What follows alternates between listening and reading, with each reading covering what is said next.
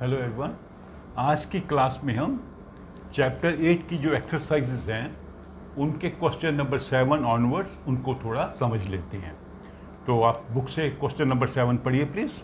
Question number 7 कह रहा है कि 8000 kg of engine pulls 5 wagons each of 2000 kg। एक ट्रेन चल रही है जिसका इंजन का मास है 8000 kg। उसके पीछे 5 वैगन्स लगी हुई हैं, हर वैगन का मास है 5000 kg। तो मतलब 5 वैगन का मास हो गया 10,000 और टोटल मास हो जाएगा इसका 18,000 पूरी ट्रेन का। इंजन का 8,000 है, एक बोगी का 5,000, दो बोगी सॉरी ये है 5 बोगीज हैं और हर एक का 2000 है। सॉरी, ये थोड़ा ध्यान रखना पड़ेगा आपको भी एग्जाम में, कई बार हम कंफ्यूज कर जाते हैं नंबर्स को। 5 बोगीज 2000 एक बोगी का मास है, टोटल हो गया 10,000। इंजन का भी ऐड कर देंगे 18,000। The engine is exerting a force. जब हमने गाड़ी स्टार्ट की, इंजन को स्टार्ट किया तो इंजन कितना 40,000 न्यूटन फोर्स लगा रहा है। लेकिन फोर्स ऑफ फ्रिक्शन भी होती है।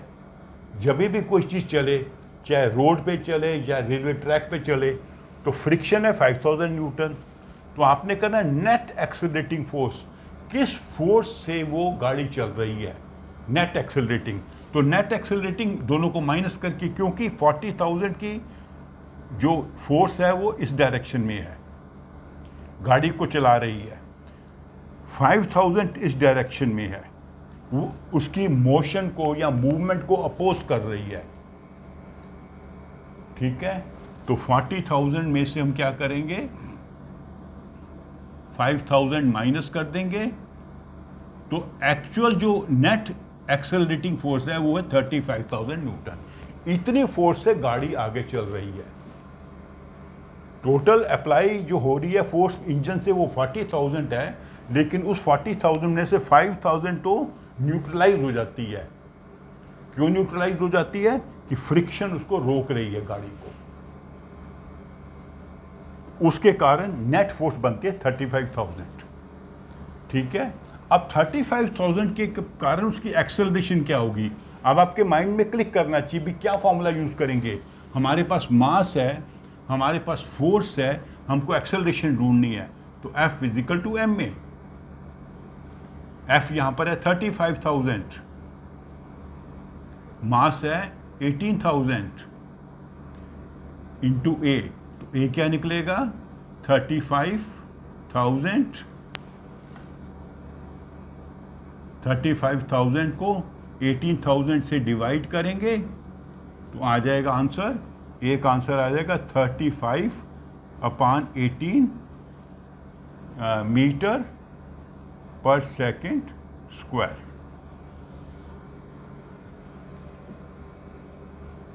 अब आपको कहीं पे मीटर बताया नहीं गया, लेकिन आपको ने समझना है कि जब हमने फोर्स का फॉर्मूला लगाया था तो उसमें एक्सेलरेशन को मीटर पर सेकंड में यूज किया था,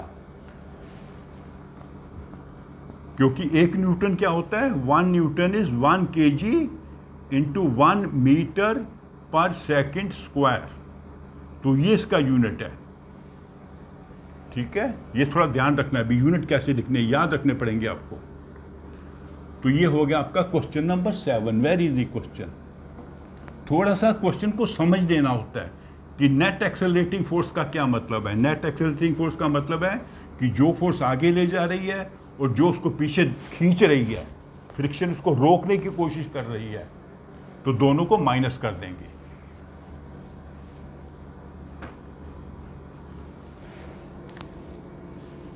चलिए बुक से क्वेश्चन नंबर 1 पढ़िए। An automobile vehicle has a mass, same question ही होगा मेरे को लगता है, 1500 kg का कार का मास है। which must be what must be the force between the vehicle and the road if vehicle is to be stopped with a negative acceleration of acceleration is negative -1.7 metre per second square. तो जो force of friction कितनी है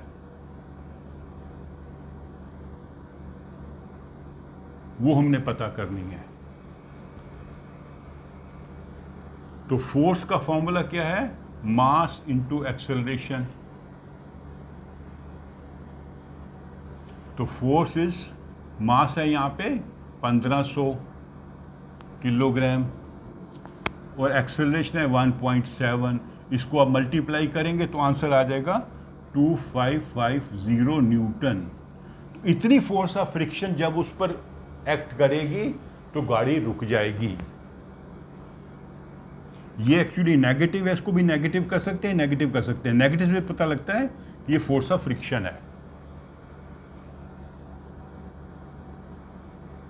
ठीक है, negative नहीं भी करेंगे तो आंसर में आप लिख देंगे this is the force of friction, force of friction.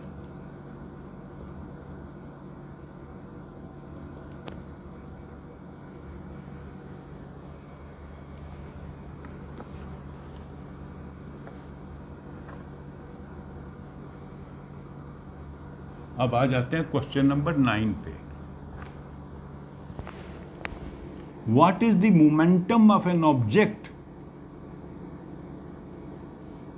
Mass m, velocity v, 4 option दिए हुए हैं। ये क्वेश्चन आप खुद करिए, बहुत सिंपल है, आपको मैंने पढ़ा रखा है। 4 में से कौन सी ऑप्शन करेक्ट है?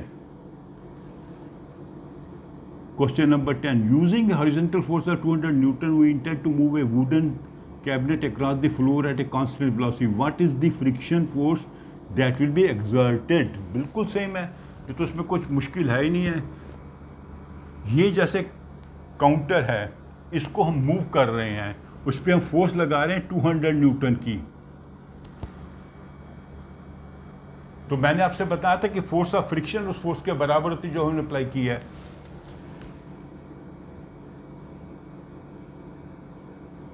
तो जो फोर्स ऑफ फ्रिक्शन जो अप्लाई होगी, force of friction that will come into play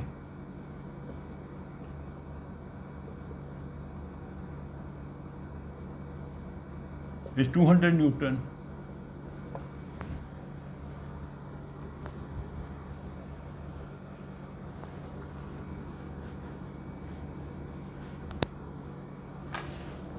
Question number 11. According to third law of motion, when we push an object, the object pushes back on us with an equivalent opposite force. If the object is a massive truck parked along the roadside, it will probably not move. A student justifies this by saying that the two opposite and equal forces cancel each other. Comment on this logic. कहता है कि जब भी हम किसी चीज़ पर एक force apply करते हैं, ट्रक पर हमने फोर्स अप्लाई की तो ट्रक वापस हम पर फोर्स अप्लाई करेगा। ठीक है, which is force of friction. हम इसको पुश कर रहे हैं। तो अगर एक लड़का जाता है उसको मूव करने के लिए तो मूव नहीं हो रहा, बड़ा ट्रक है, क्यों मूव नहीं हो रहा? क्यों मूव नहीं हो रहा? क्योंकि ट्रक का मास ज़्यादा है, इसलिए इसका जो इनर्शिया ऑफ रेस्ट बहुत ज़्यादा होगा। ठीक है, the truck will have greater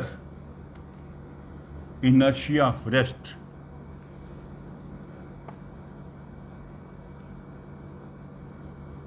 because of its mass. जो इनर्शिया ऑफ रेस्ट होता है मास पे डिपेंड करता है, जितना ज़्यादा मास है उतना ज़्यादा इनर्शिया ऑफ रेस्ट होगा। ठीक है, मान लीजिए आप एक छोटे स्कूटर को मूव करना है, 2 व्हीलर को, तो उसको आसानी से मूव कर पाएंगे। कार को मूव करना है थोड़ा और ताकत लगानी पड़ेगी। ये स्कूटर है, इसका मास कम है कार से, ये इजीली मूव हो जाएगा। कार में हो सकता है 2 बंदे लगें, ट्रक को लगाने के लिए हो सकता है 3 या 4 लोग लगें, एक आदमी ना कर पाए। जितना ज़्यादा मास है उतना ज़्यादा इनर्शिया ऑफ रेस्ट है। तो अगर इसको मूव करना है हमको इतनी ताकत लगानी पड़ेगी कि ये इनर्शिया को ओवरकम कर ले या फोर्स ऑफ फ्रिक्शन को ओवरकम कर ले, उससे ज़्यादा हो, अनबैलेंस्ड फोर्स इस तरफ हो। मान लीजिए हम ये फोर्स लगाई F और ये काउंटर फोर्स है small f, F should be greater than small F, ये फोर्स इससे अधिक होनी चाहिए, तभी वो ट्रक मूव करेगा। तो यहां पर ट्रक क्यों नहीं मूव कर रहा है इस क्वेश्चन में? Because the inertia of rest of the truck is very high and therefore it is not moving when a boy और student pushes it. A hockey ball of mass 200 gram is traveling at 10 meter second. Hockey का ball जो है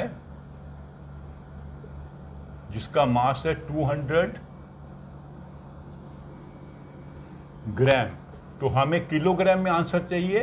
200/1000 is 1/5 kg।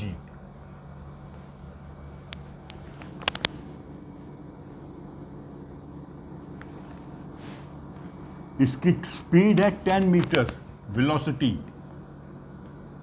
10 metre पर second. Struck by a hockey stick so as to return along its original path. अच्छा, ये ball ऐसे जा रही थी, इसको यहाँ पे एक उसने मारा, दूसरे प्लेयर ने, उसी डायरेक्शन में वापस आ गई, तो उसकी जो रिटर्न यू है, ये यू है, इसको कर देंगे u, इसको कर देंगे v, हो जाएगा -5 मीटर पर सेकेंड। माइनस क्यों है? इधर जा रहा था तो वापस आ गया, ये पॉजिटिव है तो ये नेगेटिव है, क्योंकि वेलोसिटी एक वेक्टर क्वांटिटी है, इसमें डायरेक्शन भी इंपॉर्टेंट होती है। Compute the magnitude of change of momentum. Momentum हमने आपको बताया था मास इनटू वेलोसिटी, तो यहाँ पे मोमेंटम क्या होगा? 1/5 × 10 is 2 किलोग्राम मीटर पर सेकेंड, और यहाँ पे क्या होगा? 1/5 × -5 is equal to -1 kilogram metre पर सेकेंड। तो हमने चेंज बताना है। इसमें जब ये यहां से इधर आया तो चेंज क्या हुआ? मतलब u minus v, that is 20 नहीं है, 2 है, 2 -(-1) is equal to 2 + 1 is equal to 3 kg metre second.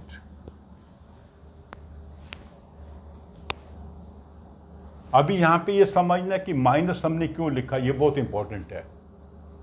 Question तो बहुत इजी है, दोनों में हमने मास इनटू वेलोसिटी करना है, लेकिन यहां पे माइनस साइन है क्योंकि डायरेक्शन चेंज हुई। पहले इस डायरेक्शन में जा रही थी, फिर उसी डायरेक्शन में उसी लाइन पर वापस आ गई। तो अगर इसको हम पॉजिटिव मानेंगे तो इसको नेगेटिव मानेंगे, तो यहाँ पे आंसर आएगा 2 kg, यहाँ आएगा -2 kg। डिफरेंस निकालने के लिए 2 में से -1 को घटाना पड़ेगा, तो ये हो जाएगा 2 + 1 3 kg। ये चेंज ऑफ मोमेंटम है। जब बॉल इस डायरेक्शन से वापस इस डायरेक्शन में आई तो उसका मोमेंटम चेंज हो गया। कितना चेंज हुआ? 3 kg मीटर पर सेकेंड।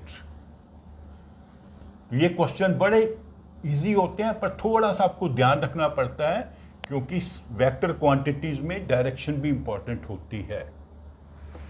तो अभी आ जाते हैं हम क्वेश्चन नंबर 13 पे। A bullet of mass 10 gram, 10 gram मतलब 10/1000 किलोग्राम, विच इज 1/100 किलोग्राम, ये गिवन है। Travelling horizontally with the velocity of 150 metre पर second strikes a stationary board block and comes to rest. अच्छा जी, यू है इसका 150 metre पर सेकेंड। अभी थोड़ा क्वेश्चन समझिए। ये एक ब्लॉक है लकड़ी का, वुडन ब्लॉक लिखा है ना इन्होंने, हाँ। तो यहाँ से गोली आई, यहाँ पे इसकी वेलोसिटी है 150 मीटर पर सेकेंड। तो जब ये वुडन ब्लॉक को स्ट्राइक करती है तो इसको फोर्स ऑफ फ्रिक्शन रोकेगी। पहले तो हवा में चल रही थी, अब लकड़ी के अंदर चल रही है, तो क्या होता है कि ये रुक जाती है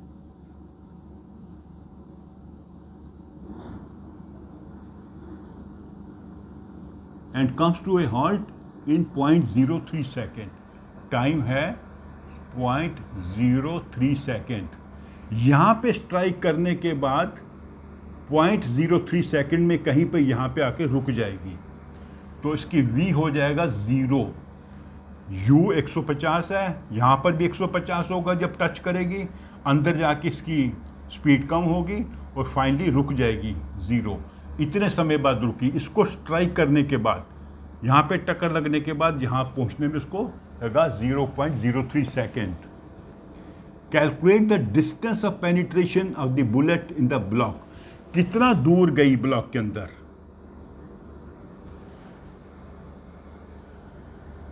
एस कैलकुलेट करना है हमने। तो एस कैलकुलेट करने के लिए हम क्या करेंगे, s is equal to u t plus 1/2 square. एकदम आपको माइंड में आना चाहिए। तो ये आप खुद कैलकुलेट करिए, ये मैंने आपको बता दिया। इस फॉर्मूला से आप डिस्टेंस कैलकुलेट कर सकते हैं। ठीक है, इसका मैं बता देता हूं आंसर क्या होगा। मैंने कर रखा है ये क्वेश्चन।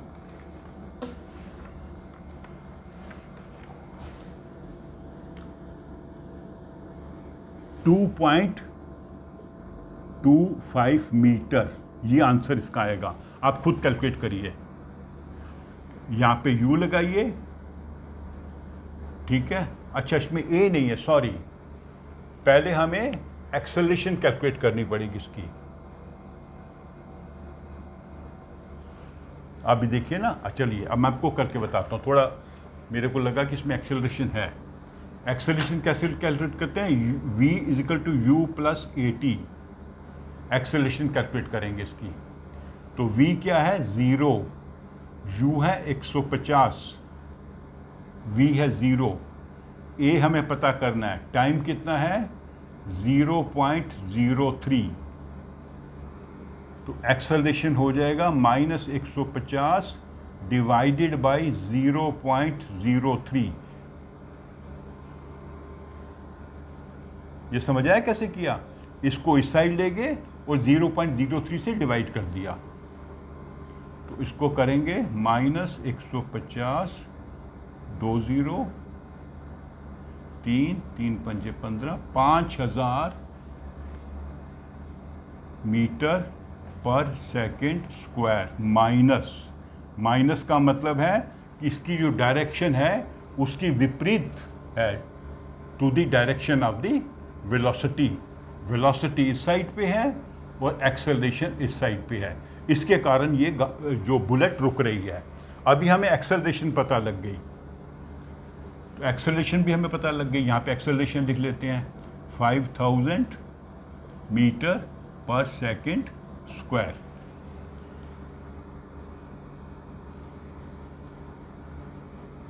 तो अभी आपको ये यूज कर सकते हैं आप, s equal to u t plus 1/2 square.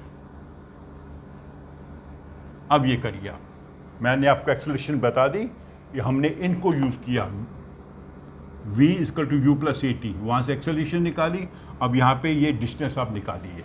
Distance इसका आएगा 2.25 मीटर।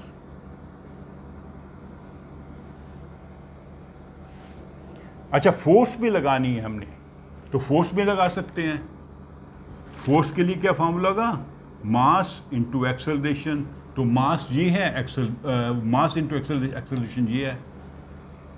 तो इससे आप वो भी निकाल सकते हैं 1/100 इंटू 5000 50 न्यूटन। चलो ये मैंने पार्ट कर दिया। तो ये कौन सी फोर्स है,